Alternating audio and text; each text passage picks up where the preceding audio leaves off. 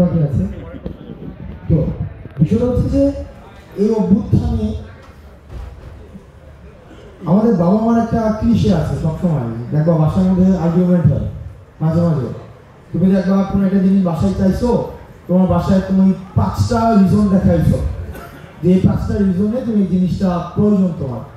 তোমার বাবা ঠিক 5টা কাউন্টার আর্গুমেন্ট দিয়েছে, কিন্তু 5টা ইনভ্যালিড, এবং তোমার লাস্ট পর্যন্ত হয়েছে যে সেটা তোমাকে দিবে।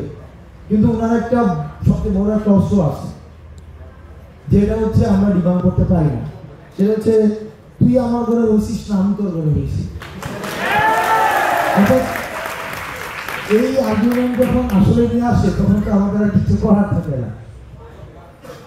এই পুরোটা সময় গত ওই যে বাংলা ভাই হচ্ছে লগি বৈঠা থেকে শুরু করলেন, এই পুরোটা সময় না মানে আমাদের পার্টিসিপেশনটাকে এইভাবেই দেখা হয়েছে।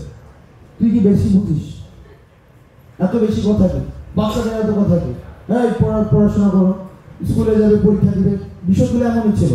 মোবাইল চালাবে, সোশ্যাল মিডিয়া, ইনস্টাগ্রাম, ফেসবুক, একটা কমপ্লিটলি একটা ইনফ্যাচুয়েশনের মধ্যে, একটা ভার্চুয়াল ইনফ্যাচুয়েশনের মধ্যে সে সারা জীবন ডুবে থাকবে, এই একটা কালচার কিন্তু করে দেওয়া হয়েছিল। এবং এটা একটা স্টেট প্যাট্রোনাইজেশনের মধ্য দিয়ে। একটু সূক্ষ্মভাবে যদি দেখো তাহলে দেখো, তুমি আগে 5 অগাস্টের পূর্বে পুরো সময়টা না প্রচুর পরিমাণ আমাদের হচ্ছে ইস্যু হইতো, প্রচুর ইস্যু। যেমন কিছুদিন পর পর হুট করে হচ্ছে hero Alam issue, Pori Moni issue, তারপর হচ্ছে বিভিন্ন এর ডিভোর্স হয়েছে, রাসেল ভাইপার, তাই না, জায়েদ খান ইস্যু।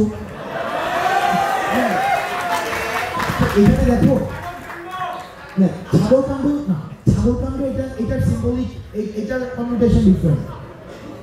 তাহলে তুমি ইচ্ছা করে স্টেট এগুলাকে প্যাট্রোনাইজ করতে, যাতে করে আমরা এই প্রজন্ম আননেসেসারি অনেক কাজে যুক্ত থাকি, এবং আমাদের এই প্রজন্মটাকে টুলস হিসাবে ব্যবহার করা হয়েছে এই শুরু সময়টা। এখন এই বিপ্লব পরবর্তী সময়ে আমাদের অর্জনটা কি, এই অর্জনের পলিটিক্যাল বিষয়গুলো তারা বলেছে। আমি যে জায়গাটা বলতে যাচ্ছি সেটা হচ্ছে যে